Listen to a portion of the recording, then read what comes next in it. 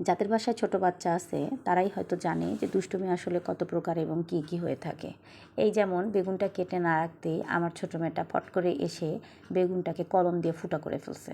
তো কেন করছো জিজ্ঞেস করার পর সে বলতেছে এটা নাকি তার চিহ্ন, তার বেগুন যেন অন্য কেউ না খেতে পারে এজন্য সে চিহ্ন দিয়ে রাখছে এবং একদম এপার ওপার দিয়ে কানা করে সে ওটাকে চিহ্ন দিছে এবং ওটাই নাকি আগে ভাজতে হবে এবং আগে ভাজলে এটা মজা হবে। তা আমি একটু ফেলে দিতে চাইছিলাম, কিন্তু ওর কান্নাকাটির কারণে কোনো কিছুই করতে পারি না।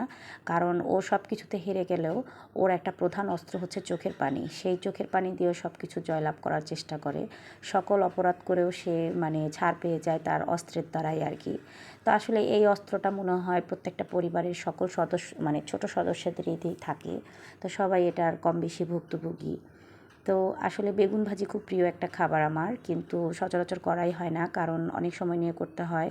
আর এখন যেহেতু আমার টাইম মেনটেন করাটা খুব কঠিন হয়ে যায় কারণ বাচ্চাদেরকে নিয়ে বাইরে সময় দিতে হয় প্রচুর।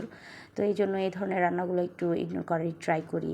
তবে পোলাওয়ের সাথে বেগুন ভাজিটা খুব মজা লাগে। শুক্রবার দিন ভাবলাম একটু পোলাও করি ঈদে মিলাদুন্নবী উপলক্ষে, তো তার সাথে একটু বেগুন ভাজিও করেছিলাম।